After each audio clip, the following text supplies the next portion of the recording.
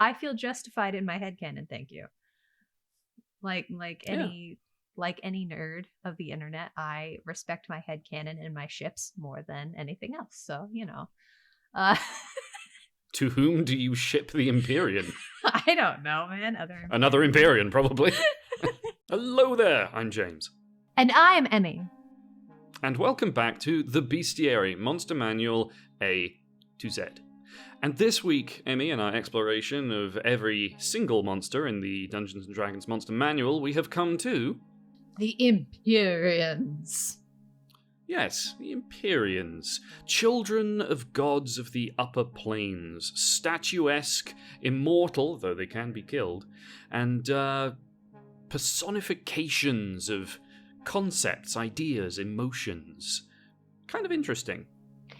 This particular creature really hits into something that I know James and I are both huge nerds for: Greek mythology. I mean, even just looking immediately at the art, this particular example is so obviously borrowing from this Greek style. This always kills me that the Greeks actually painted their statues, but the Romans didn't know that. The Romans dug up the statues after the paint had faded, so we still have this idea of white marble gods, which is obviously stuck around into this fellow. Yep, statuesque, I think, is definitely the word that comes to mind. You could say that you could easily see this in the British Museum or other such places where it's been looted from its homeland. Yeah, just a few of them, yeah.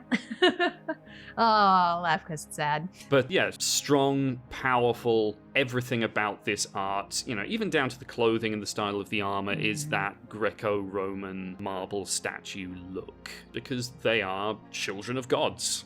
Yep, this guy's got that Greek athlete look, the way he's built, definitely the way he's dressed. Everything about this reads kind of that shields and sandals style armor. Oh, yeah. Although, to my mind, we've said the word several times, statuesque, it's in the book. Looking at this particular piece, you can really see that. In my head canon, these guys are all made of marble, but that's me. It's certainly a path you could take, but much like a lot of big creatures, things with extremely high challenge ratings, and this guy is level 23. These are impressive, literally titanic creatures. They're kind of a template. Yeah, I mean, we've discussed previously that you don't just stumble upon an Empyrean wandering about in the wilderness. These are going to be prominent characters in any setting or campaign in which they're encountered, and as with many of the creatures and beings that we've discussed so far on the Bestiary, you're probably more likely to talk to one than you are to fight it, and with a charisma of 27, it's going to be a pretty willful and impressive thing to have a conversation with. That's such an obnoxiously high number. Yes, these guys are mostly good. Mostly these are the children of good upper planes gods, and so generally speaking, I mean, when looking at Greek mythology, you'll see even getting into fights with good gods is a thing. They have such impressive emotion and will that sometimes their will stumbles upon we puny mortals, and you're just kind of in the way. But they can be evil. They can be born evil. They can fall from grace. There's a high chance that you could fight one of these, but even then, very likely you're probably going to be chatting with this thing. I'm imagining it more as something that it is a plot point for at least some campaigns, depending on how you're running it.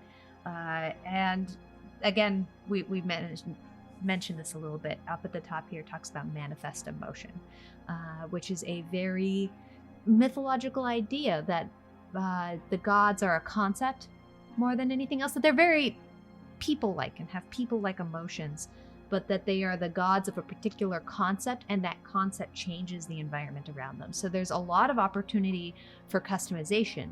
What was this Empyrean born of? What do their powers manifest through the environment around them?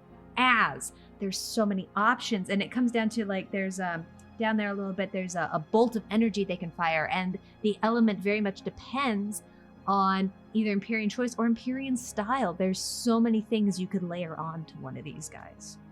Yeah, and in terms of how they infect or affect, I should say, the environment around them, examples given that a joyous Empyrean may be followed by bright sunshine wherever they go, or even tiny forest creatures might frolic in their wake, and so you can style your Empyrean as a Disney princess, which I thoroughly like the idea of. But So yeah, these are, as we've said, titanic creatures inspired by myths of mythic heroes like Achilles, half deities themselves. These do not really believe themselves capable of being killed, even though they can be, and even in the face of certain death. They will fight to the end, just motivated by their belief in their divine heritage. And I personally really like that. It really ties into that kind of mythic heroism that is clearly such an influence on the design of this creature. Fittingly, they have legendary resistances and legendary actions. Their stats are just insane. Just nutty. Just absolutely nutty. They have innate spellcasting with a whole bunch of earthquake. And I'm imagining that there's a lot of customization you can do with these spells. Like, if you look at some of these spells, which are very much big environmental things, dispel good and evil, commune, plane shift, water breathing, you could really play with this to what style of Empyrean you're doing. But these are pretty general environment shifting things. They've got a maul, which that's their weapon attack. Again, I'm imagining that's just a very generic term to me for I hit you. So have fun with whatever this weapon looks like, kids. Again, a bolt attack, trembling strike. That's right. They can their weapons literally shake the earth around them. They don't make one of these mad, kids. Just don't. Although you're very likely to just simply be beneath the concern of one of these. Yes, and that's again something that I think, in comparison to, for example, I know we've looked at some angels and things and talked about how sometimes you might just get in their way. These guys don't necessarily have that divine motivation. Like, they're not necessarily motivated by like higher concepts of good or evil, which I think makes you almost more likely to kind of just end up underfoot. They believe so much in their own presence and their own concept that if you're just kind of there on accident, you might just be tiny and squishy and mortal, and they just might not necessarily see you or care. Yeah, they don't have the same kind of mandate as angels or other divine, celestial, or fiendish creatures might. These are just will manifest their own will, and an impressive will it is. Thank you so much for joining us this week on The Bestiary. Have you ever imagined what a demigod manifest would bring when they wreak havoc and wrath upon this world?